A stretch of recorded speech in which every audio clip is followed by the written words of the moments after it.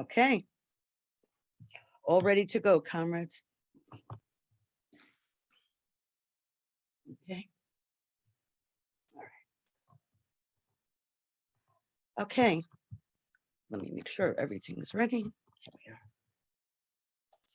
Hi, my name is Susan Pashkoff. I want to welcome you to tonight's event, Whitechapel Noise, Politics, Sex and Religion in London's East End, 1884 to 1914 with Vivi Lax. This event is part of a series on culture run by the Anti-Capitalist Resistance, which is organized by Joseph Healing. Previous meetings have included the persecution of American folk singers by the FBI and a history of gay culture. Now, the Anti-Capitalist Resistance is an eco-socialist revolutionary Marxist organization that organizes around the environment, zero COVID, social care, and its support for democratic rights in Britain, among other things.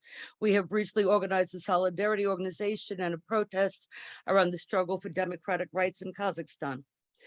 Our members are part of trade union struggles that are involved in struggles around the oppression of women, people of color, LGBT plus oppression, and disableism.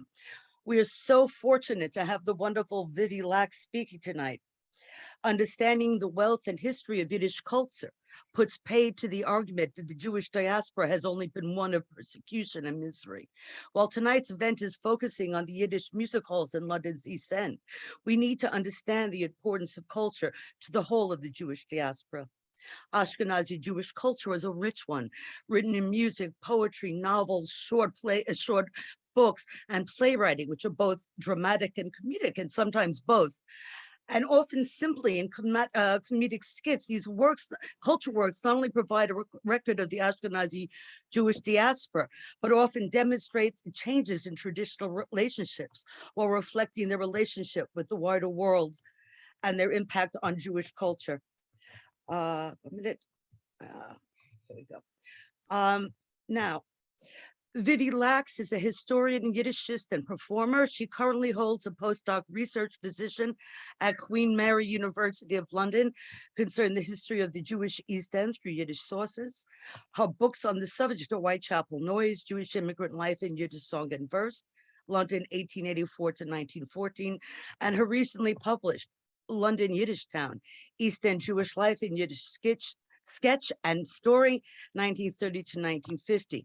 Vivi performs Yiddish songs and records with the Bland's Klezmer Club, which is Whitechapel, Mein Whitechapel, and Kashanes, Don't Ask Silly Questions. She runs the Great Yiddish Parade, bringing back Yiddish songs of protest and union activism of the 1890s back onto the streets of London. So everybody, I'd like to welcome Vivi to our audience, to our talk, and thank you very much for coming.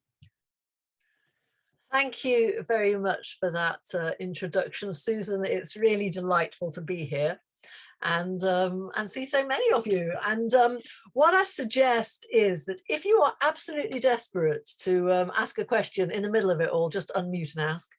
Otherwise, throw it into the chat, and I guess Susan might field them later. What I'm going to do is I'm going to blurble away and try and keep you entertained and thoroughly gripped till around 8:30, and then we shall have half an hour for questions. And yep, oh, something funny happened to my screen just then. I'm going to try and share my screen. And can you all see that? So I've thrown both books up here. Now, I was asked particularly to do something on the earlier one, on Whitechapel Noise, and I'm very happy to do that, but I'm actually going to do that for maybe 2/3 of the time or 3/4 of the time. And the last bit, I'm going to look at London Yiddish Town.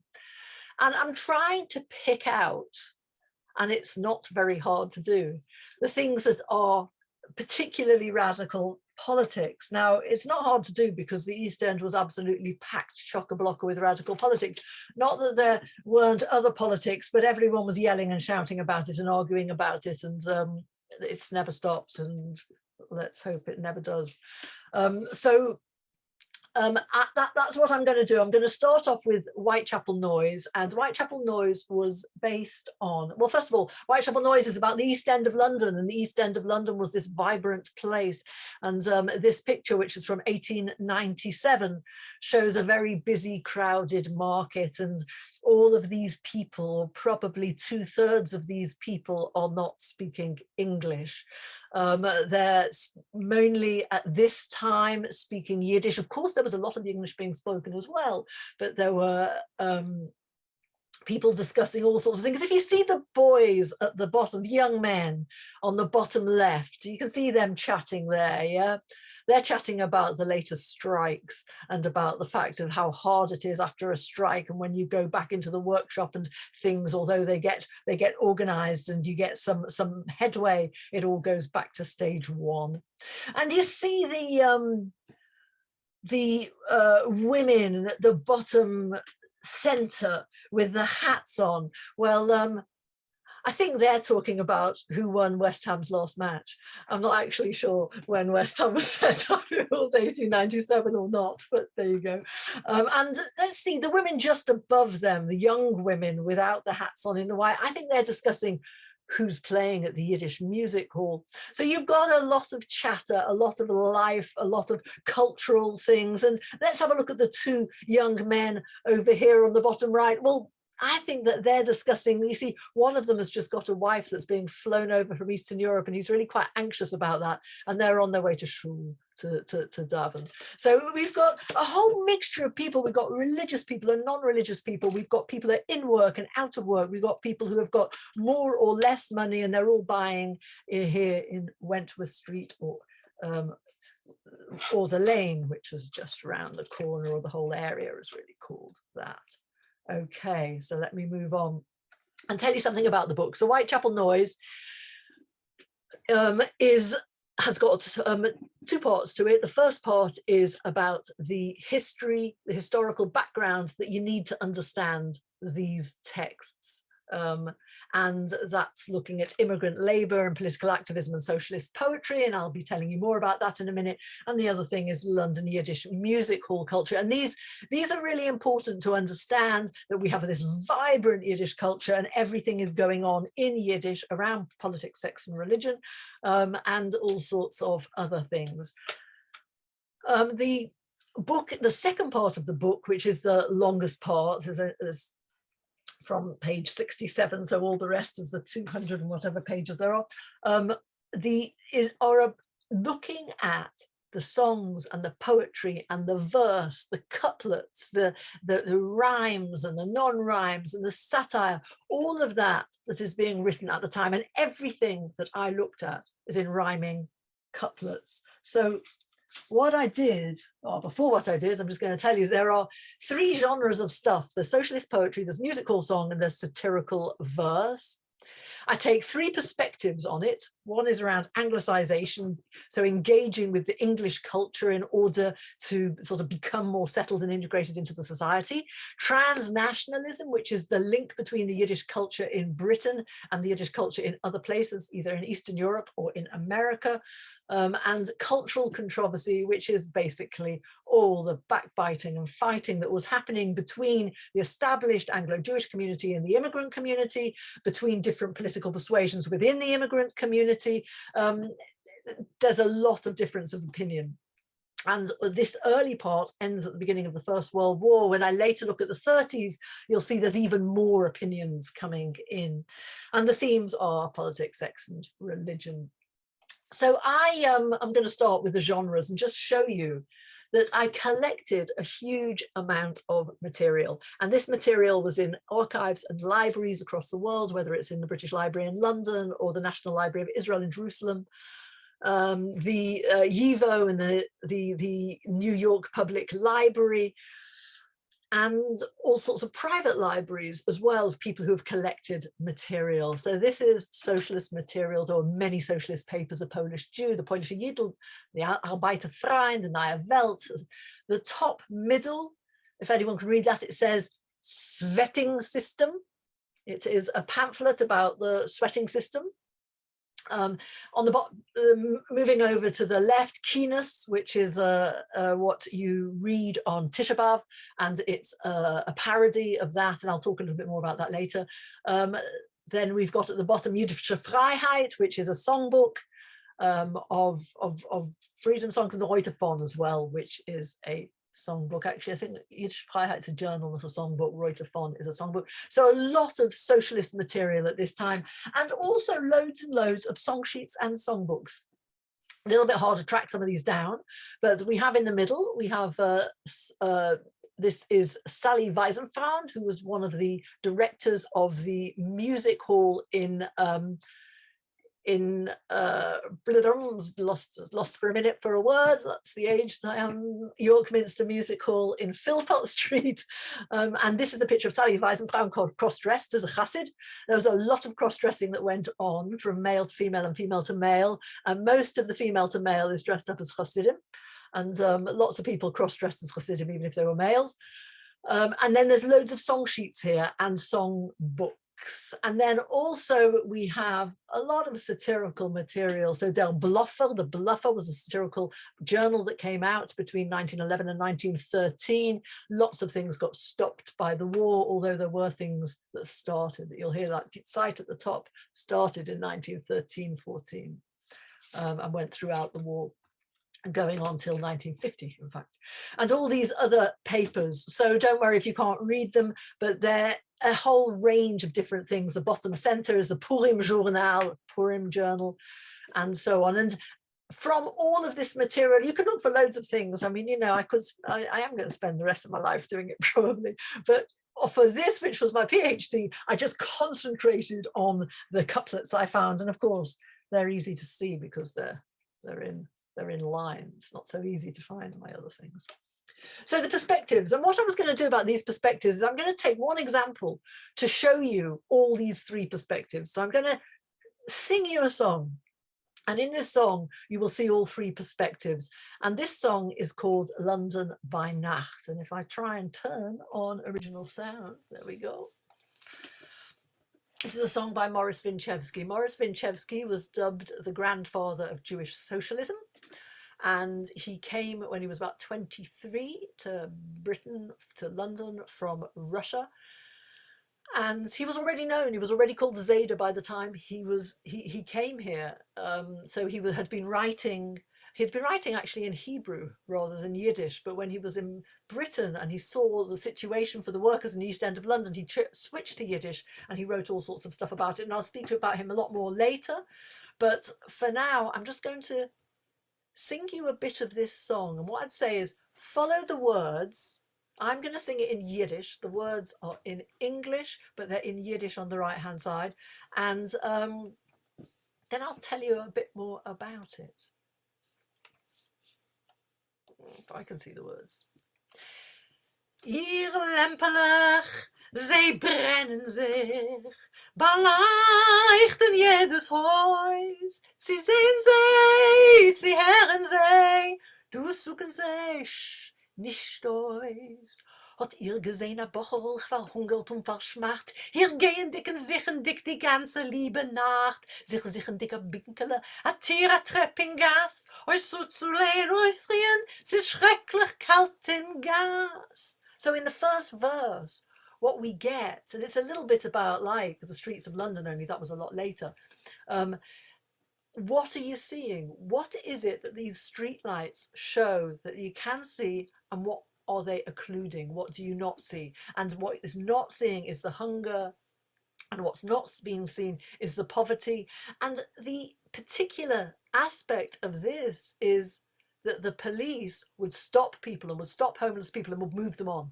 So moving them on is, yes, you can't stop and lie anywhere in the street. So what you'll find with Winchevsky a lot is that he's connecting with English material all the time.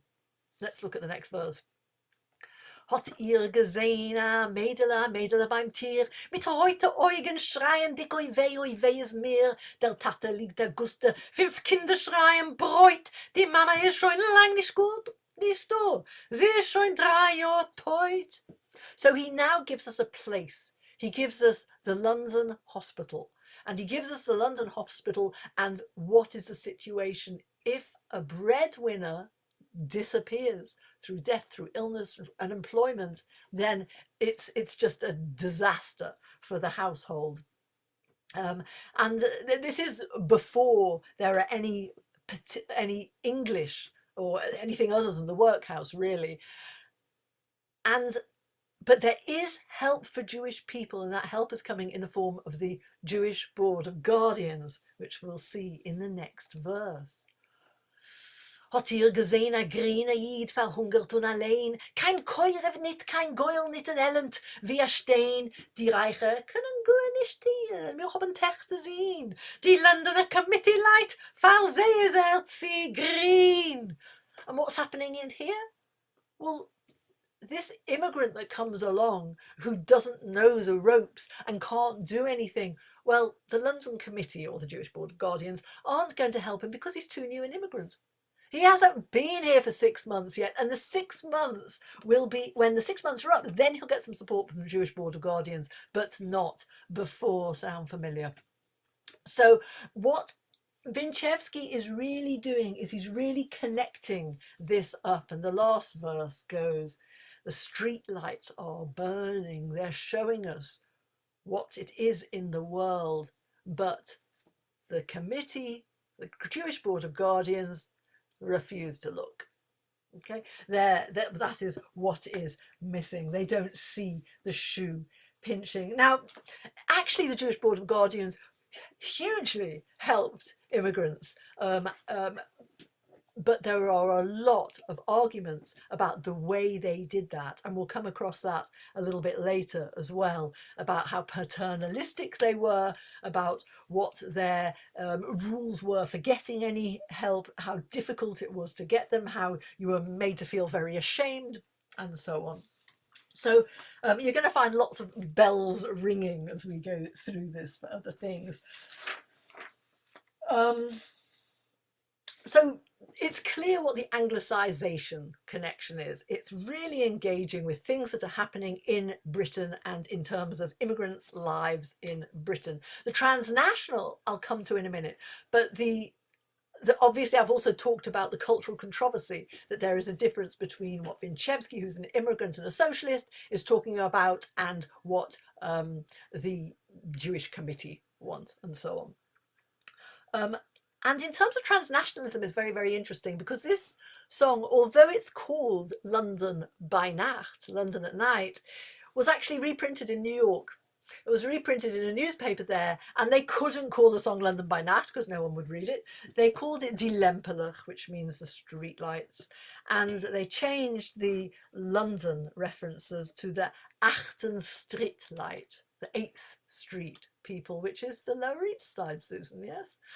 And so what you can say, and this is really interesting in terms of transnationalism, is if you can take a song and just transplant that somewhere else, then you can say that there is obviously a strong connection there between those two places. Okay, I'm going to go on, and before I look at specifically politics, sex and religion, because I want to say a word about the way the Yiddish is being used. Now, the Yiddish that's used in this, Chona Shmeruk, who was a literary critic, a Yiddish literary critic, called it local London colour. And it tends to get called anglicised Yiddish, or it's the way English words are incorporated. So what I'm going to do is I'm going to do a little test now. Okay, so this is called Hashivenu Nazad, and it's a really interesting song. And it's a song about, you come over here to escape poverty in Eastern Europe and you starve on the streets of London. You come over here to escape pogroms and you get beaten up on the streets of London. You come over here to escape starvation, and that's exactly what happens in London. So it's the difficulty of living there, and it's a curious song because the chorus goes, take me back, and I'm not actually going to, I could talk a long time about this song. In fact, there's a whole chapter in the book on this song, a whole section, because it's a very interesting song. But what I want to do is just show you the anglicised Yiddish. I'm going to sing you this little bit, and I want you to just have a think which are the English words. Git a Blick in der Lane, wird ihr dort sein, Viele Menschen stehen auch abgelost im Kopf. Zwischen Seen, der mit in der Corner Golsten Street, steht der grüne Yid und kickt euch a job. Okay, put your hand up if you found one English word there. Put your hand up if you found two. Put it up high so I can see you. Okay, I'm going to help you. Okay, put your hand up if you found three English words now. So we've got Get I Blick in der Lane. The lane is Petticoat Lane. Yeah, whoever got that. Very good. On the corner Golston Street. Yeah, so these words are creeping into Yiddish. Greener, what the Americans call greenhorn, and we call a greener, and job. So now you know what to do. Here's one more test. Ein Jockel hat bald erkennt, dass Grine dort geht und hat euch gezeugen seine Hände und hat ihn bewelkomt mit der Fight. Okay, Roland, good. I can see you laughing. I think you've got that one. Okay, a little bit of help. So we have here yokel. We have fight to rhyme with gate, which is a Polish way of saying gate, which means goes. And in the East End of London, people were mainly speaking Yiddish in that way, so it was beigels. But the very interesting word there in the last one is bevelkommt. Yeah? So you would say welcomed. But having the bevelkommt, maybe it's a bit German, but it's putting a Yiddish little twist onto it. So what they're doing is they're not only using English words, but they're actually using English words Yiddishized in that way. Okay, so I'm going to move on to the politics of sex, politics and religion.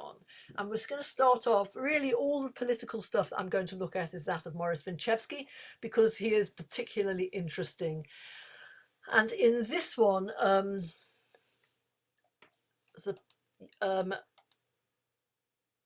Dave Hill, you're going to find this interesting.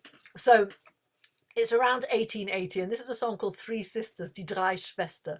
And I haven't got the words up, I'm going to tell you what they mean.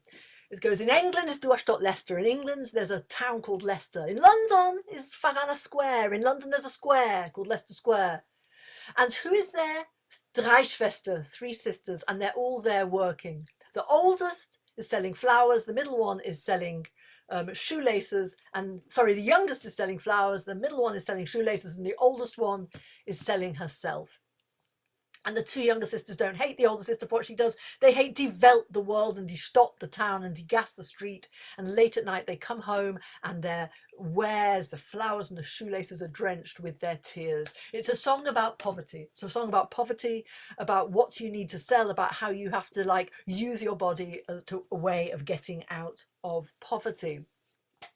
And it's particularly interesting that this song is written in the it's written in 1890 actually, because in 1885, and this is really a discussion that is going on a lot in London, there is this is part of a debate that is happening, and the debate is about underage sex and being able to get casual sex on the streets from children much too easily. And William Stead, the editor of the Pall Mall Gazette, went undercover to expose this trade, and you can read all of these interviews. He put them into the Pall Mall Gazette over a week, on the 10th of July that week, with interviews from all sorts of people in the trade. He actually got thrown into prison because he managed to buy a virgin girl, although he did then get out. He came out a hero, and he had really brought all this to public attention.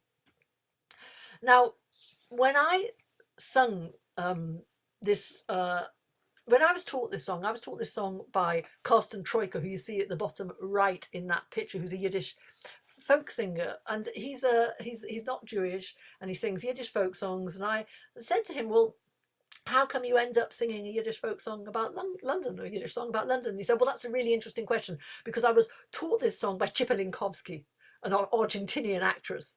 And I said to her, how come you're singing a song about London? And she said, that's a very interesting question, because I was taught this song by Helene Weigel. And if anyone knows who Helene Weigel is, the theatre people amongst you. Helene Weigel was the widow of Bertolt Brecht on the end there. And she said Brecht loved this song because the girls don't blame each other for their poverty. They blame the situation. So it's you know, a very strong song, and it got carried over time. Now I want you just to remember that this song is called The Three Sisters. Okay, there's a little clue for later there. Right, I'm going to move on. I'm going to whiz through this stuff really. So this was a poem that Winchevsky wrote called Achter's Unity. And I'm going to sing you a little bit of it. I want you to just read the words with me, and then we'll go through it in a bit more detail. Again, trying to show you those connections.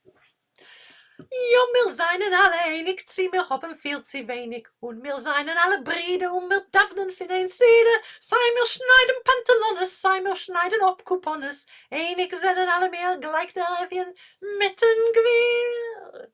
Kurze Päs, lange Päs. Hang on, turn it. Kurze Päs, lange Päs, jeden mitten um Päs. Da ungefüllte Kischkes, heule Herze und Manischkes. Fromme Kepp und Kepp voll Sindes, Kepp mit Jarmelke Zylinders. Alle sind nur ein Volk, wie Soldaten in a Pulk. Fromm und link vereinigt alle, wie der Chossen mit der Kalle, wie der Besen mit den Stecken, wie die Zitzit mit die Ecken, wie die Tier mit der Mesuse, wie der Talia mit der Bluse, wie der Taschis mit dem Glanz, wie der Klezmer mit dem Tanz. And there should be a full orchestra behind me. The band plays this and that, and so we got to, yeah, you'll get it on a CD at some point with sung nicely. So what is this all about called Achters? Well, you saw me just poking into the next slide for a minute so you can all see, of course. So, I mean, you know, he is concerned that we're talking about class and not about ethnicity. So, I mean, we are all united is going to be like a ha-ha line. And the people who are reading this, it's being published in the Arbeiterfreund, in the Workers' Friend, a socialist journal. At this stage, it later becomes anarchist. And so people already just thinking, oh, haha, this is funny. But what we don't get now is we don't get the jokes. And you don't get the jokes unless you're a historian who's very pushy. So if we have a look at, we're all praying from one prayer book. A few weeks before this was published, this prayer book came out. It was the Singer's Prayer Book. Some of you might remember that from your childhoods. And all the Orthodox, the English Orthodox schools used the Singer's Prayer Book. In Liverpool, where I grew up, we had the Singer's Prayer Book. And yes, it's a very unifying book because everyone uses it. Ah, that is everybody who knows English, right? And the immigrants at this time in East End, yeah, okay, so he's making a comment. Oh yes, very nice, call it the United Hebrew Congregations of the British Empire, but obviously it's not quite that united. So now we're going to have a look at the next line here, whether we're cutting trousers or whether we're cutting coupons. Well, the coupons, of course, can refer to the stock exchange, and we're saying rich and poor, but actually there's another thing as well. That the Board of Guardians used to give out coupons as a way of helping people. Later they gave money because they realised the coupons really didn't work that well. But again, there's a reference to something that everybody knows people were irritated by because it's really paternalistic to give coupons instead of money. But finally, one of the most important things really, it is the title, Unity. Why use that title? Although I've suggested Karl Marx. But one of the reasons was also that a few months before the chief rabbi had died and Nathan Adler and Herman Adler, his son, has taken over. And there is a lot of discussion going on in the papers, in the Jewish Chronicle in particular, about what is the situation with this new rabbi. Should he live in the East End? Should he live in the West End? What is his situation with the immigrants? What is his situation with the new reform congregations? And the letters are under the title, as you can see, Unity, not Uniformity. So clearly Winchevsky is saying, hey, I want to have a bit of an inroad into this debate. And so I think that what I've shown, hopefully, is that what Winchevsky does is he's either doing London by Nacht, which is something that's satirical. He's doing this, which is also satirical, but like, you know, very important issues are coming up. Or he's doing Three Sisters, which is a terribly moving song to try and get people moved enough to do something. And finally, he writes a lot of songs which are, I mean, he's at a time when there's loads of strikes, there's tailor strikes and cabinet maker strikes and all sorts of things going on. And he is writing songs and hymns for for the strikes and for the campaigns that are involved. I'd just like to point out at the bottom left there, this is, I think this is the Cable Street Parade. I set up the Great Yiddish Parade in order to bring these songs of Winchevsky back today, which we do on the streets of London, last seen in September 2021. So if we just have a look at one of the songs, in die Gassen zu die Massen, rallying cry, into the streets to the masses, vom bedrückte Völkerrassen ruft der Freiheitsgeist. So this is one of the songs. And what about this? This is the second verse. Ich komm lernen arbeiter, and I come to teach honor work and demand systematic work.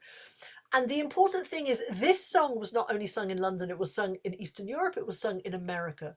But in London, it really meant something very specific, because in 1889, the working systematic work was about the fact that in one workshop, you had some people working on time and some people working on a piece. So you'd make a whole garment and you get paid for that, or you'd be paid for hours. And these two systems did not fit happily together. So they really wanted each workshop to only have one system. So you'll see that in his songs, he wants to make them universal, he wants to make them transnational, and indeed they are sung across the Yiddish-speaking world, but he also wants to make them very specific to British situation. And I'm not going to look at this, but just if you see very quickly, this is another, this could be anything, couldn't it? Doesn't have to be a Yiddish song, it's just basic socialist dogma. Okay, I'm going to move on to sex. This is a picture that was on the front of the Bluffer in I haven't got the date up here, 12 maybe, 13. And what can we see in this picture? Well, we see, this is the Yiddish theatre, and the caption is, Wie Juden sitzen in a Yiddischen Theater, how Jews sit in a Yiddish theatre. And we have a very stereotyped couple on the stage. We have some drunk lads in the gallery. We have an orchestra who's seen better days. And we have people not sitting on seats. We've got them all on beds canoodling. And yes, you're always going to get like stereotypes and stuff, but stereotypes are based on something. So the theatre was known as a noisy place, a place where you'd go to flirt with people and get off with people, and it was and get drunk, and there were gangs that came, and there was a lot of misbehavior. So the important thing is that if you are on the stage having to entertain them, you're going to have to be good. You're going to have to be able to hold all of that, and you're going to have to play to the gallery, you're going to have to play to the more serious people, you're going to have to wake people up, you've got to make people want to come back to the theatre. Maybe not by doing this sort of stereotype stuff, because they don't look like they're really watching, well, not very many of them. So I'm going to look at a couple of people, and I've just brought up a list of titles so that you get a sense of what these people write. And this guy's called Aaron Naga, and he writes a range of material. Malcolm, our Irish Queen, I'm desperate to get my hands on that, but I haven't actually found that one yet. Won't You Come Home, Sorrowgittle is a parody of Won't You Come Home, Bill Bailey.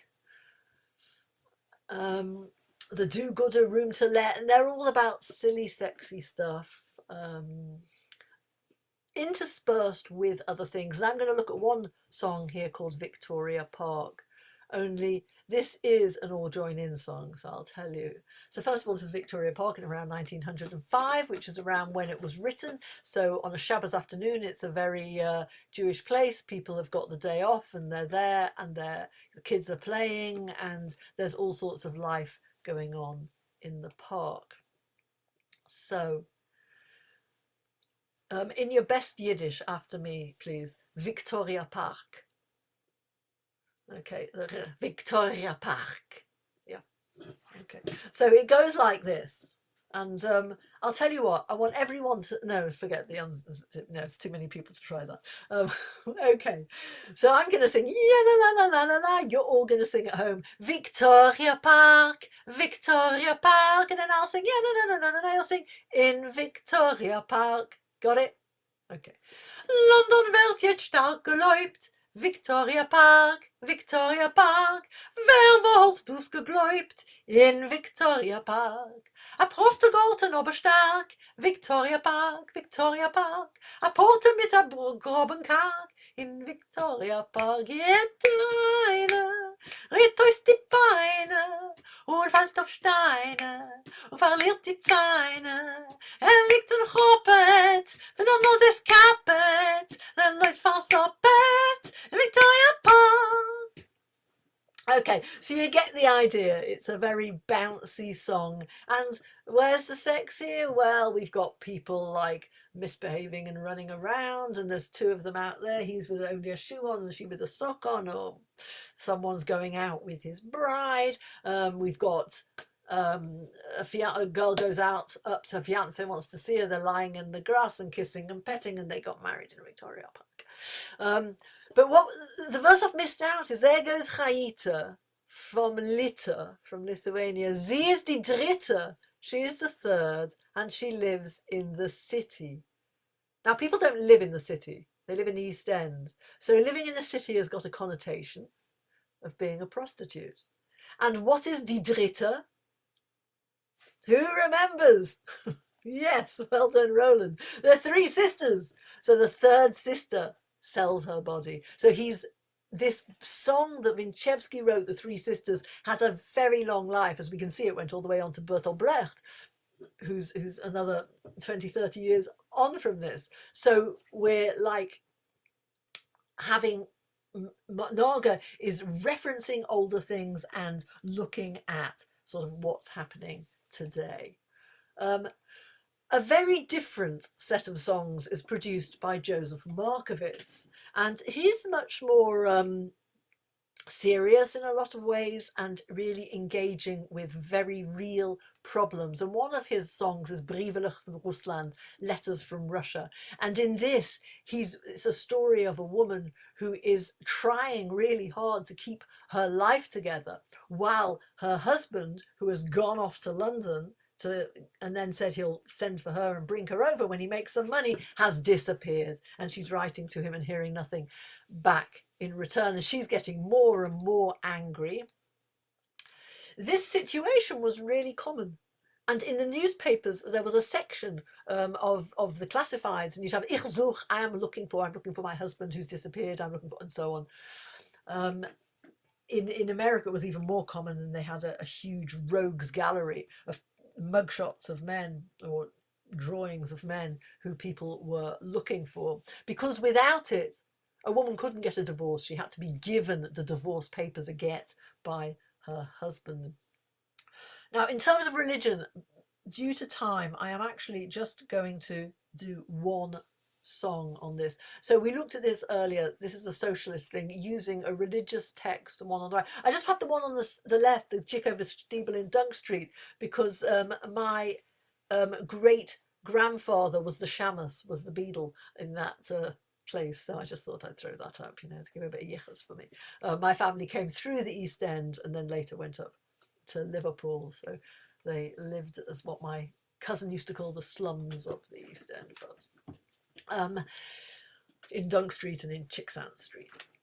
So keenness on the right is what you'd read on Tisha B'Av, and it's all about slavery and what this parody is about. And that's slavery about Egypt and the Bible. And this slavery, the parody is looking at the slavery of work. So work slaves today, but I'm not really going to look at that. I'm also just going to jump over Avremel, who was the editor of The Bluffer, who wrote a lot of satire around that. And I'm going to move to a song which is the title song of CD that called Frag kein Kachanas, Don't Ask Silly Questions. And it's a very, very interesting song. So I'm just give you a sense of the chorus. Frag kein Kachanas, Don't Ask Silly Questions. Es ist England. This is England. Was teugt mir die Tannes? What do I care? Es ist England. I'm a dienele, a schmatinka, a tatty old country. Oi, zis a tattinka. Everything here is upside down. Now, this is a song and it's got two characters. And here you get the cheap joke. The cheap joke, because you do this and everybody smiles. Hey. And the cheap joke is, there are two characters in here. There is the rather anglicised chap who's like going, that's stupid questions. This is England. What do you expect? And we've got our new immigrant, who's the, who's just come and is saying like, oh, I don't know what. So we start off with him. A kosher Yidel bin ich mehr du gekommen, von Galicia, ich war reich gedacht. Ob mein Talisen zu füllen mit sich, mit Genimmen und Verjuren, hab ich mir getracht. Als ja will ich euch sitzen bei dem Rebenschrei, oi wei, aber oi wei, Herr Himmelgeschrei. So we hear him complaining, yeah? And then we get, what does it mean? How can it be that I have to like, sit in a workshop, a sweatshop, and then his friend goes, his neighbour goes, don't be stupid, don't ask stupid questions. Of course you have to work in a workshop on Shabbos, because if you don't work in a workshop on Shabbos, you're not going to be able to eat all week. There's no point complaining about it. And then our kid keeps complaining. He goes, kosher Yidel bin ich mir noch gewiss von Bische in a Geide mit a sie zu sein.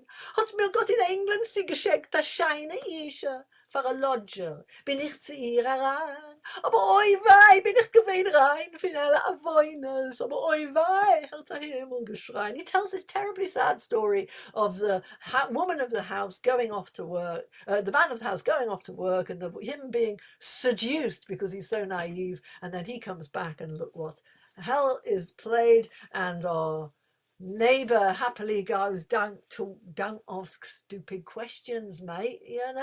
You just have to get a bit more sassy, although I don't think these were sassy in those days. And the last verse, which is very interesting, is that I'm confused. I'm confused because the shuls here don't look like shuls. They're like these great big buildings. They're like churches. And they don't really keep Pesach. I mean, they sort of like have a Seder, and then afterwards they have oysters and eat pie. And on Yom Kippur, they don't fast. They're gobbling food and they're smoking. There's a little reference there to the socialists who were throwing ham sandwiches on Yom Kippur. And then what do you think? Well, don't ask silly questions, because, yeah, the Anglo-Jews are another country. The Anglo-Jews are not like us immigrants, that like they do what they do.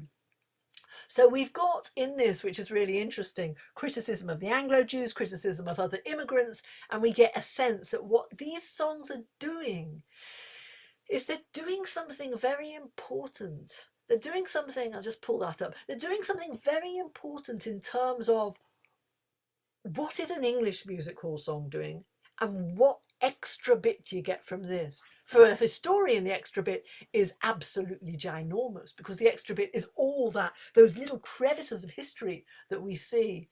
And we get a sense of it really being an immigrant community, and that before the First World War, particularly when we move on in a minute, you'll see we're going to be jumping to the 30s, it's a slightly different story. So what I'm going to do before I go on It might take me over a little bit, but I am going to stop sharing for a minute. So I'm going to stop share and get to see you all, and just see, before I go on to the 30s, whether there are any questions that people would like to ask or comments that you'd like to make if they are succinct. Let's just spend a couple of minutes on that before we go on. So you can just unmute yourself. Or do you need to be invited to unmute, Susan, or can people just unmute? I don't know. Joseph, you had something you wanted to ask earlier? You had your hand up. I'm going to ask to unmute just in case. Okay. No, I found the the conflict between earlier generations and later generations of migrants quite interesting, because that's something that constantly happens. We still find that today, the process of anglicisation and so on. But Yep. and there's also a suggestion there, isn't there, that somehow they're losing their religion, they're sort of becoming soft. Did that lead to a sort of did that lead to an attempt by the more religious migrants to sort of bring the others back to the fold? Well, within families, yes. I mean, parents would have been nagging their children to go to synagogue with them.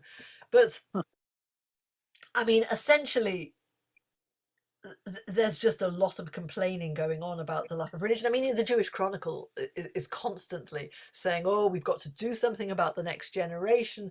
And, I mean, we'll see in the 30s, I mean, it's even more so.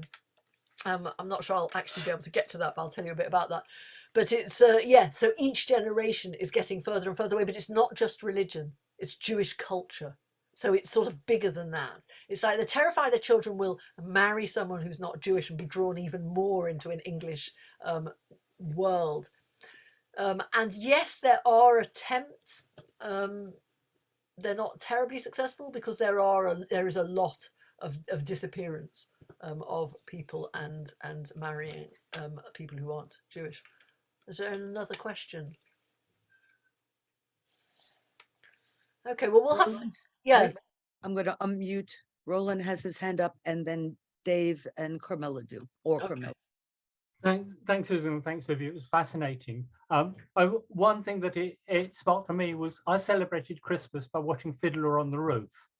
And it seems to me that exactly the same things were coming up. It's not a London-specific issue. Basically, we're seeing the collapse of the old Jewish.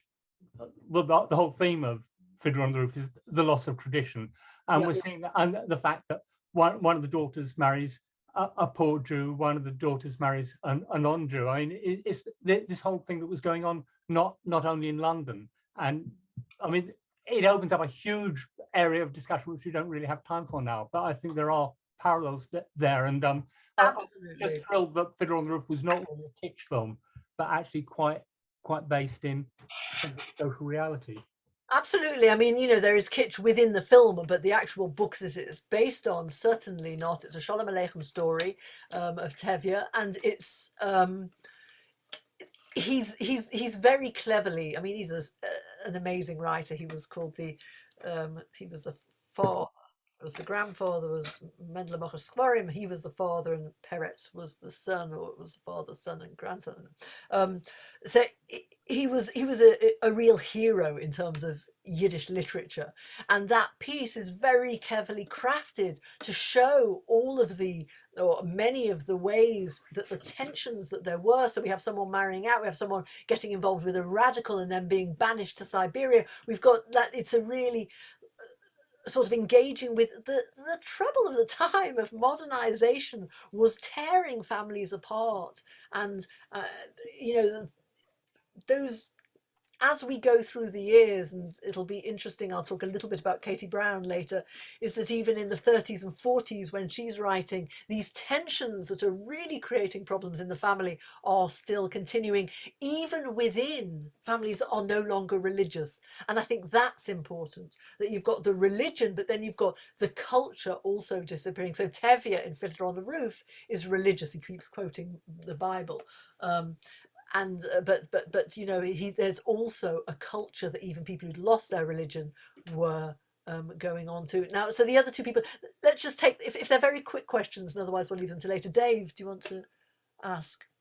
Yeah, I was just going to say that it's interesting. It's not just the Jewish community, as you say, because we were in Australia a few years ago, and we saw this Italian comedian who was a younger guy, and all his humour was basically based on a conflict between his outlook and his father and mother's generation outlook as well. Same sort of thing, exactly. Very, very interesting. What's interesting, I suppose, also is to think about the Islamic community, whether the same thing's happening or whether there's a difference. Because in some cases, we see the younger people around where we live, for example, Hackney, the younger people are often more traditional than their parents. So it doesn't always follow. Well, actually, within the Orthodox community, that is also happening. So I'm from a Hasidic family, and my the generation of my grandparents, they were moaning that the younger generation, or of my parents, or somewhere in between there, were moaning that my generation, who were getting meshuggah from, they were going crazily religious, in a way that they were going, hey, come on, we were never like that daft about it. They're too finicky about every little thing. So I mean, yeah, there are trends and fashions around the way people do religion. Was there one more? That's it. Okay, great. So what I'm going to do is I'm going to share my screen again for a minute. And I'm just going to do a little plug before I go on any further, saying that, so I've got this new book out because, oh yeah, so hiding behind Whitechapel Noise here, you see, I've got London Yiddish Town. And just to say that promoting a book that has come out in November 2021, which was written down under lockdown, and really there's no way you can get face-to-face talks is quite tricky. I've been having really, really lovely audiences, and please buy a copy of the books and buy them for your friends, because hey, it was a lot of work. And this book you will find incredible. Both of them are very interesting. This is very, very different. I'm going to tell you a little bit about this book. This book is mainly translated stories of these three wonderful characters. Now, I have to say that when you write about people and you do research on them, and you write their biographies, it's like with Winchevsky as well. I don't think I fell in love with Naga, actually, but Winchevsky, who wrote Victoria Park, but not Winchevsky, certainly. I mean, you just like really fall for these people. Katie Brown has stolen my heart completely, and Kaiser is really interesting. He writes about quite religious stuff, and he's very similar to my family from a Hasidic background. Katie Brown writes feminist stuff and is just a fascinating writer and is very, very funny. Both she and Kaiser are very funny. But who I'm going to talk about today is Summer Liskey, is Yehuda Isamar Liskey. And he lived in London from 1930 till he died in 1990. And he was a prolific. He was an editor. He wasn't so much a prolific writer. The other two were incredibly prolific writers. They were writing sketches for the Yiddish papers every week for years. And they wrote sort of hundreds, probably, well, certainly scores of stuff. And I've chosen stories from all of these people in here. They're very different people. Although both Katie Brown and Summer Liskey were part of the Workers' Circle. And the Workers' Circle was a socialist organisation. And they were both in branch 3, which was the communist branch in the 1930s. They were both very activists there. And Liskey writes a lot about that. So I'm just going to tell a little bit about Liskey. So he wrote a book. He came when he was 30 years old. So he came in 1930. He was 30 years old. He was born in 1900. And he started writing for the press in 1937. He produced a book called Productivization, and in that there are 12 stories. 6 of them are about the old country, small market towns of Eastern Europe, and 6 are about London, and his ones about London are fascinating. So he's writing in 37. In this book, he's not writing about Cable Street, but he does write about it in a short novel. This was probably collected and in press sort of by the time, I don't know how long they took those days to do it. I know with my book it takes ages. So let me tell you a little bit about him, and I'll go slightly over time, but we'll have more time for questions. What I find absolutely fascinating, I mean, the other two are funny writers. He's not a funny writer. He's a very serious writer, and he's writing about really important issues. He's writing about issues of unemployment at times of the means test or underemployment. He's writing about the mental struggles people have to keep a sort of a sense of dignity at a time when there is so little dignity.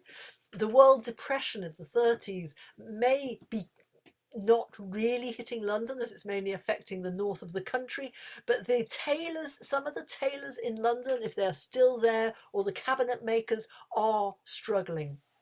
And he's engaging with their struggles. So he tells stories about the hunger marchers coming from Glasgow, from Wales and from Scotland and from Yorkshire down to London. And he's telling stories of people trying to find ways of thinking about their work and ways of being true to themselves. But what I really love about Liskey is that he doesn't, and why as a historian he's so interesting, is that he doesn't give us these completed pictures.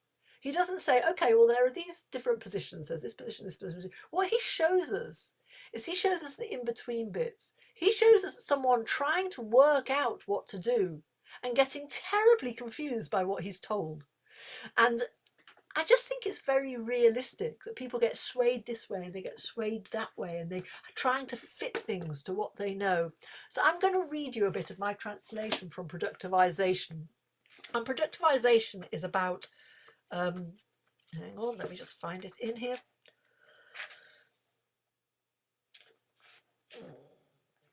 Okay, Productivization is about a man called Sam Stricker.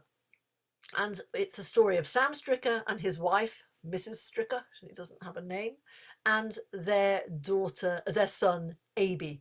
And Aby has been offered a scholarship to study medicine.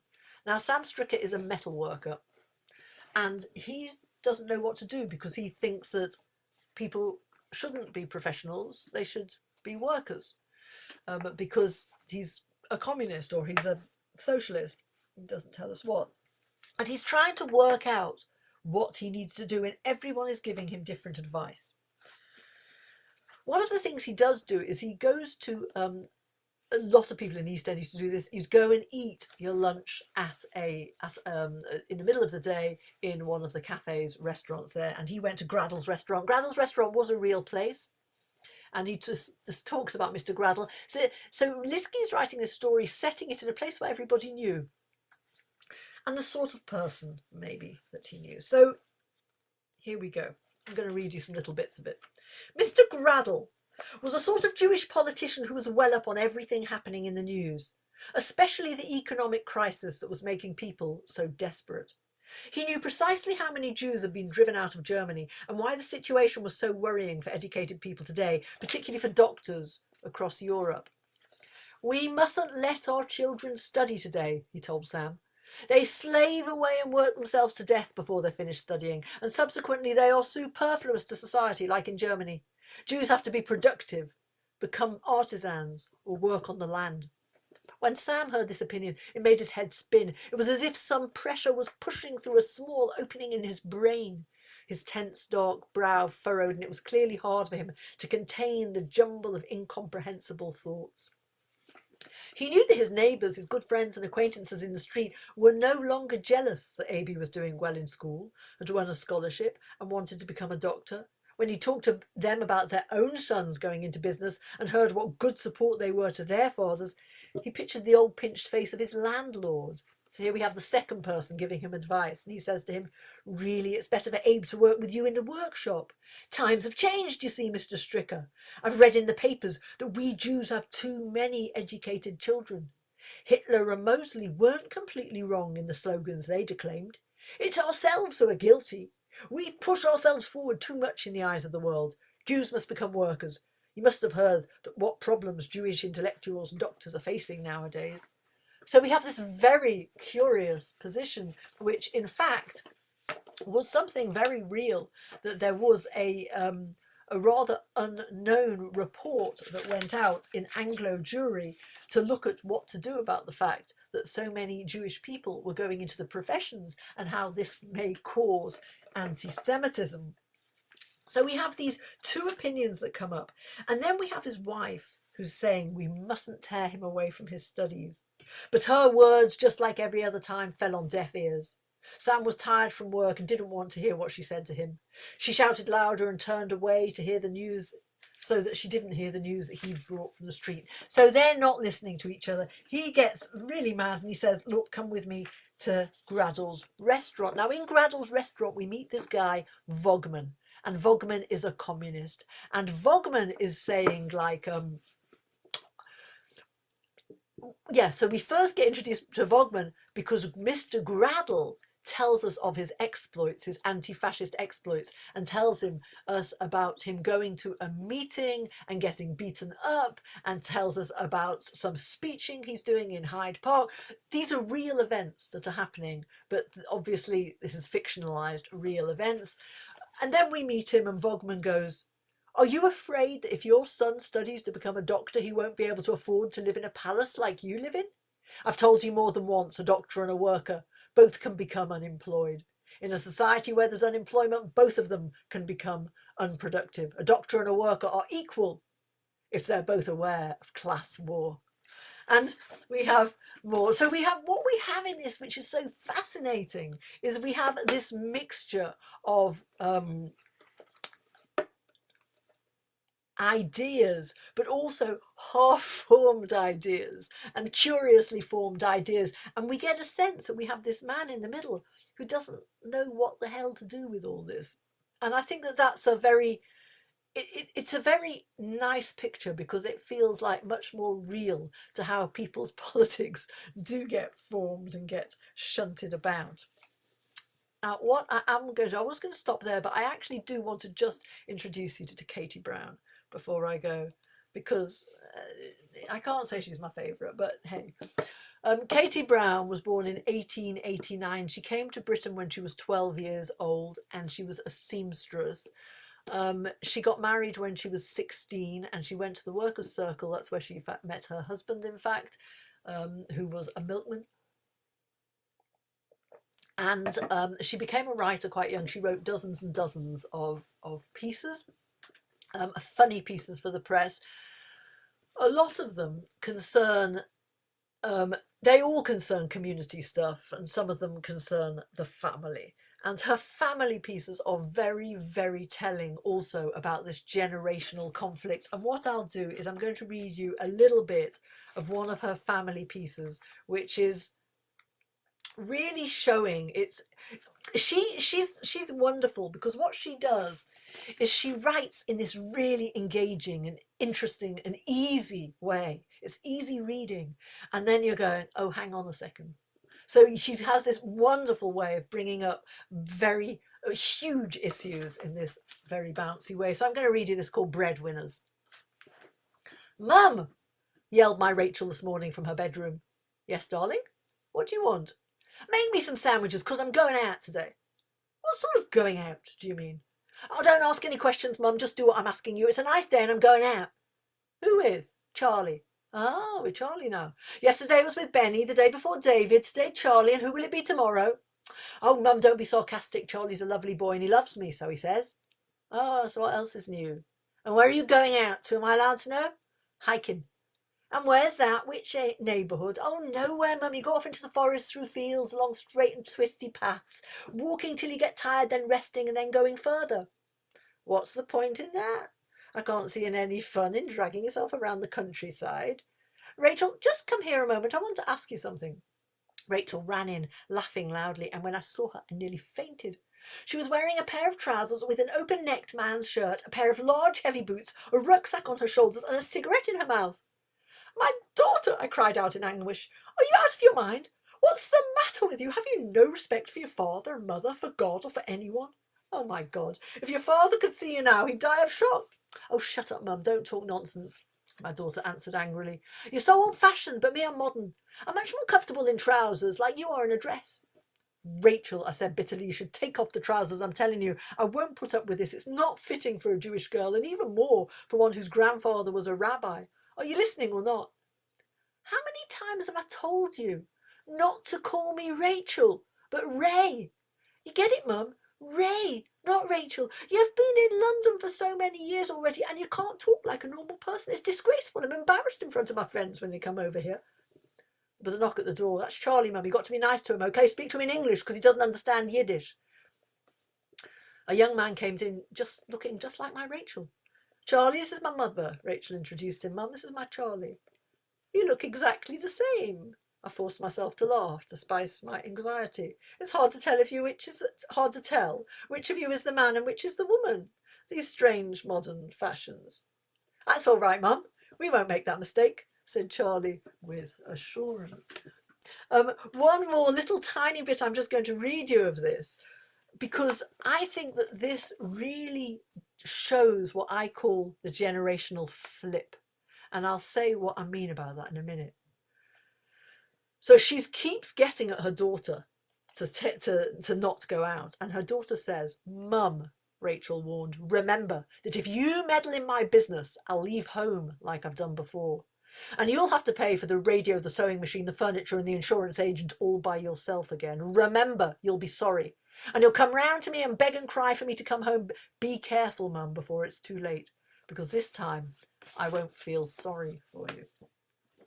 So we're talking about the 30s and we're talking about the means test and the way that there's employment, there's unemployment and there's underemployment. And if you're unemployed, you can get a certain amount of money, but when that runs out, there is a means test. It was hugely unpopular because what happened was, and you probably didn't all know all this, but what happened was that they checked the whole family. It's not whoever's living in the place. So if the children are making a living and then you don't get the means test because they're making enough money, then they are supporting the family. And we have this situation. And I was just reading the very first page that Katie Brown wrote in the 20s, a women's page, and there were some jokes at the bottom. And one of the jokes goes, it used to be that parents brought up their children. Now children bring up their parents. And it's really around this, it's around this switch. And if you think it's going on in English families, then I guess what I say is that in Jewish families, it's really happening. It's really on a different level for that. So I'm going to stop now and ask for questions. And, you know, you can ask me questions about historical things or about this particular Yiddish thing. I might or might not be able to answer them all. But also, if you have any questions about translating from Yiddish, I'd be really happy to answer that. So now you can all furiously clap, and then you can ask me questions. And you can welcome to make comments in the chat. So Hilda, you have a question. Susan, can you unmute? Oh, sorry. There you go. Sorry, can I speak? Yes. Oh, sorry. No, I found that very interesting. And I've written various stuff about East London, but not from a Jewish background. But one of the things I was interested in was the song you were talking about around Victoria Park. And I just wondered, have you looked at this by way of other things that were written similarly but differently, as it were, say by Gus Elan? And reading that very much came across to me something like the thing about working class gardens and if it wasn't for the houses in between and stuff. And I just wondered if some of this, the singing particularly, was linked in or contrasted with, you know, local people making songs and stuff. Good question. So I haven't particularly done that as an analysis, but there are quite a lot of parallels in the songs. And in fact, what I find is particularly interesting is then looking at where the parallels aren't as well. Yeah. So, I mean, obviously the connection and him like giving a saucy little nudge to Winchevsky's song, for example, where everybody would understand that. But even if it was translated into English, maybe the English people wouldn't have understood that, or us today have to dig to understand that. So yes, I think there's quite a lot of parallels. And a song that I didn't do, which is was Gees nicht daheim Sorra Gittel, won't you come home Sorra Gittel, is won't you come home Sorra Gittel, was Gees nicht daheim Sorra Gittel, was so it's exactly the same as that. But what is really interesting is in Won't You Come Home Bill Bailey is out gallivanting Yeah. and his wife is trying to get him to come home. In Sorrogital, it's the other way around. It's switched. Oh, So it's she is out gallivanting, and he's this pathetic person at home going, "Oh, it's not fair. She's gone off, and she's kissing guys in pubs in Regent Street, and I'm left at home." And it makes him look very silly. But it also says something about, what does it say about what's going on around gender in the community, around the position of women and what is changing. So those sort of things. And I mean, it's very funny in the bit that I read you from Katie Brown just now. Of course, there might be overtones from debates that are happening now. It's a different debate then, but it's like some of the focus, some of the change that's happening is really still like that generational and still there and happening. Yeah. Okay. Thank you for the question. thank you. If I'm muted, Roland. Thanks. Well, as you know, Vivi, my Yiddish is limited, but it looked to me from the screenshot of productivization that it was saying that it was that there'd been an English version in the November issue of Left Review, and I wondered if you could tell us anything about that, what Left Review was, whether Liskey had translated it into English or it was written in English, and whatever, and what Left Review was, because it just found it quite interesting if that appeared in English in 1937. No, it certainly didn't, and I'm just having a look. So I'm just going to share that screen again because I don't. The footnote, the title. No, productivization. I'm going back. Yeah, Liskey's. Yeah. So where does it have about the Left Review? Well, there's an asterisk next to the title, and then at the bottom. Ah, doch in English of der. Oh, that's very interesting. You know what? Thank you, because I have not picked that up. I will look that up.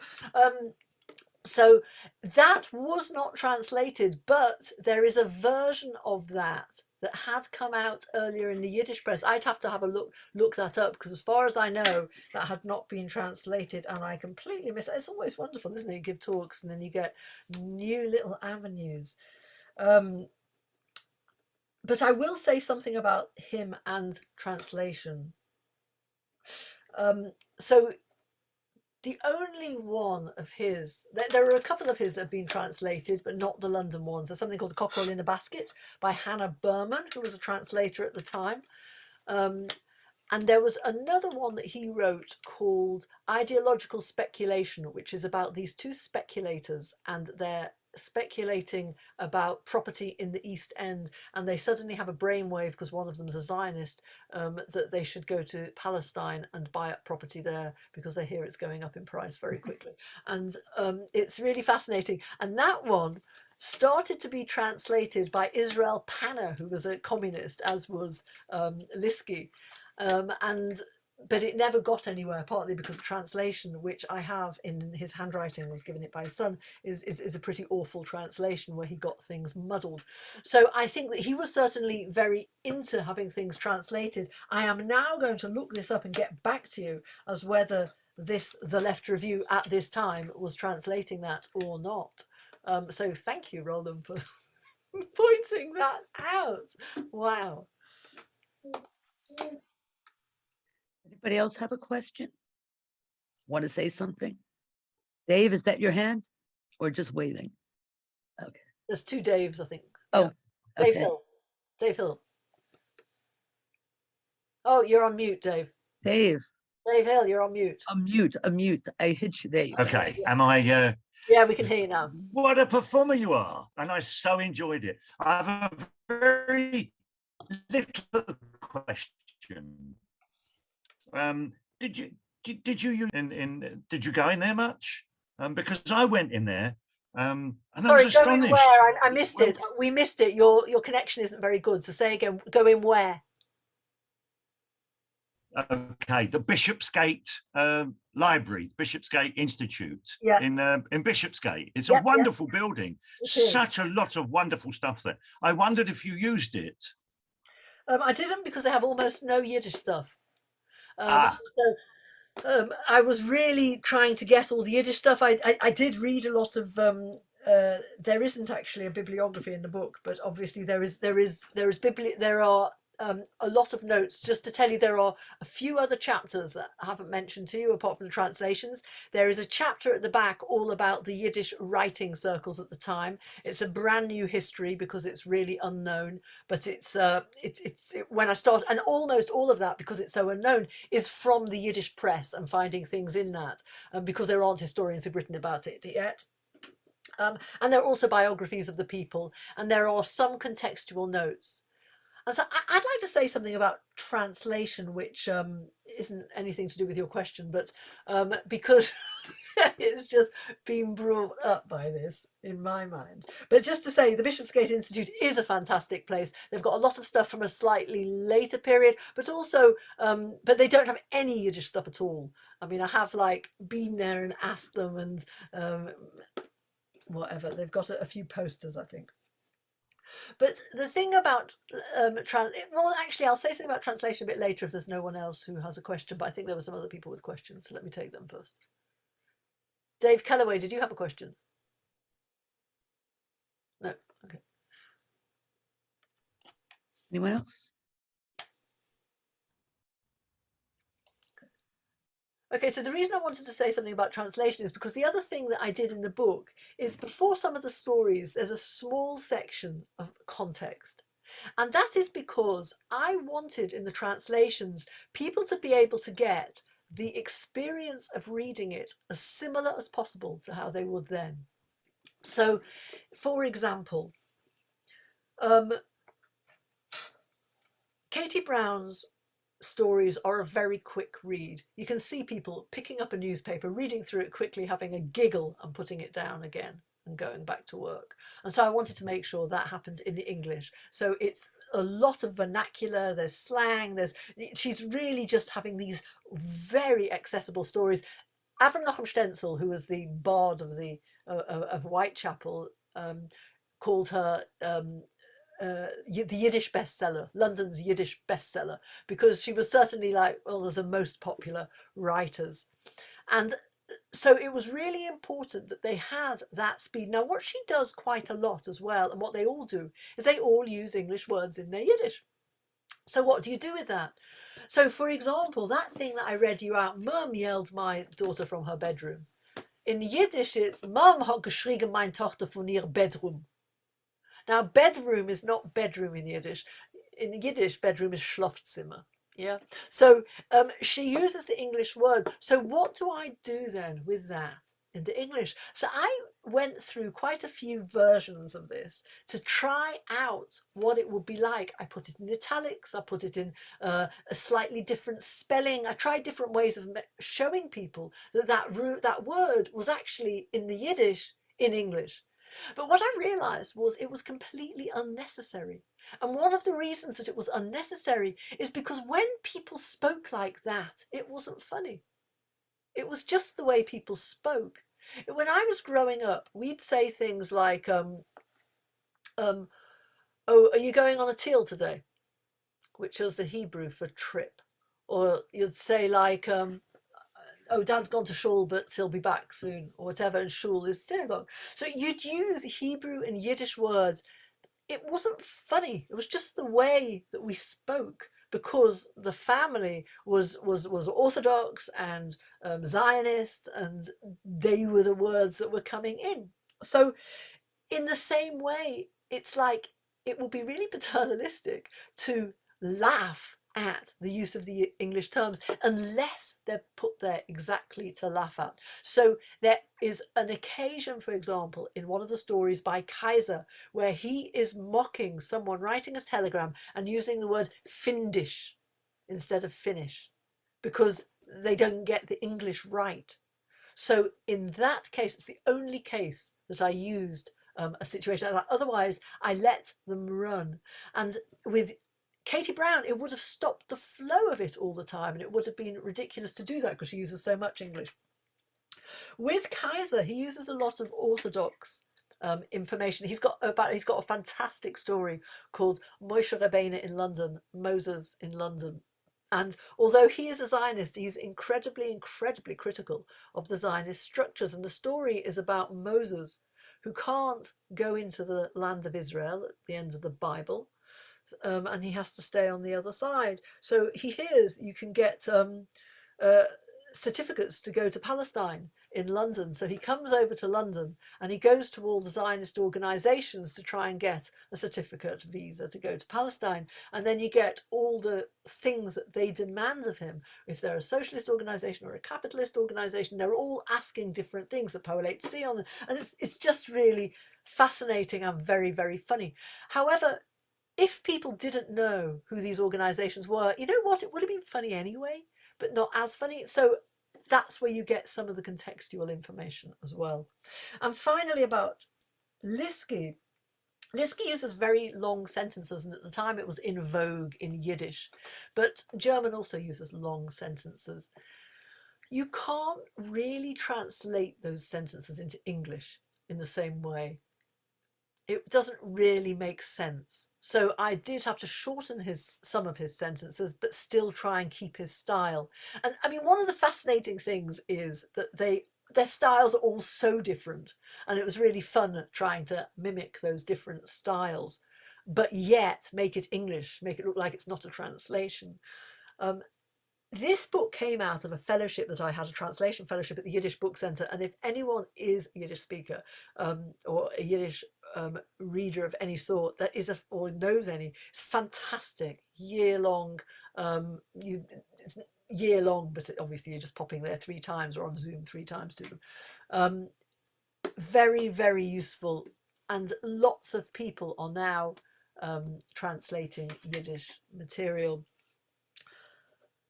So both Kaiser and Liski, they both acknowledge the English words in theirs. Now, Kaiser has a glossary at the back of his Yiddish words in English to Yiddish. So he'll have a word like labor exchange, and he'll put it in, he has in Yiddish, puts in English. For Liski, he has asterisks, and then he has them at the bottom. So they have different ways of engaging with that. Yep, so that's on that. My current work at Queen Mary, one of the outcomes of this 2 years is going to be an anthology of British Yiddish literature. So there will be more of this to come from a lot of different writers as well. And that has been huge fun, finding us material from the First World War, and just fascinating material. I mean, people making jokes in the middle of war is a little bit. Vivi, there's one more question, I think, by Peter Kahn. Yeah, Peter. Hi. Let's try it again. Still muted, sorry. Can you hear me? Yeah. Now we can. Okay, yeah, very rich history. I meant talking about the war.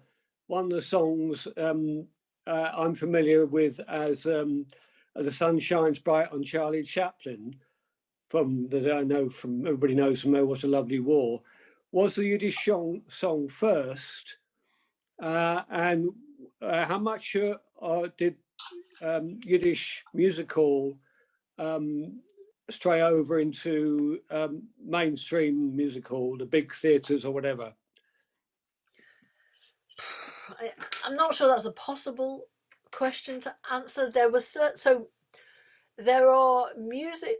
So there's the music hall and there's the theatre, and the music hall was considered this like terrible place where all this shund, this trash was being performed, and you know, this terrible stuff about sex and politics, which we, you know, you shouldn't be doing at all. It's, anyhow, so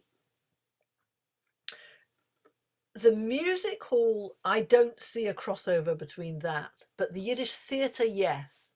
And the Yiddish theatre had actors, particularly Mayat Selniker, who was an actor in the Yiddish theatre and who became an actor in the English theatre. But you tend to have, and he was in, I can't remember what he was in now. Some people might remember some of the names of the things he was in, but he was often an old Jewish man in that with the accent. There is a very, very interesting article by a man called Yanka Finkelstein, who wrote about the way Jewish comedians played up Jewish characters in the English music hall and talked about how the anti-Semitic stereotypes that they were propagating as having, like, you know, hunched over Jewish characters with a silly accent. Now, this is way before the Second World War. It's probably before the First World War. I think it was about 1907, this article. So there is a conversation going on about Yiddish culture to English culture. But how much movement there is of the actors and the writers, I think it's quite minimal.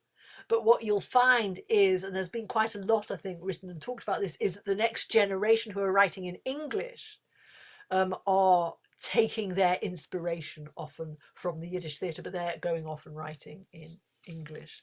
And there is crossover for sure. I mean, there's a lot of, but it's not so much that you've got the Yiddish people who are then moving into the English sphere. It's more that the next generation who don't want to speak Yiddish or can't speak Yiddish are taking inspiration from the theatre they went to as a child, and then they're taking that into the next thing. Does that make sense?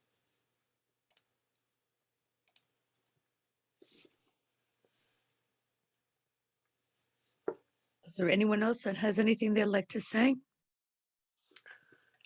So have we got in here? Yeah, you've put some. Yeah, I put, yeah, you put details of how to get the various books. okay, I'll put it up again just to make sure, because this should be, you know, I've definitely requested a couple of them myself, so I'm sure others want to as well. So here again, please write to Vivi, get some copies of books. And I want to thank Vivi for an absolutely amazing and enjoyable presentation. I can't thank you enough. I will allow everybody to unmute. How do we do that? There must be a way of unmuting everybody so they can all hear you. Aha. Ask all to unmute. And now, thank you so much, Loved Vivi. you, Vivi. We loved you. We definitely loved you.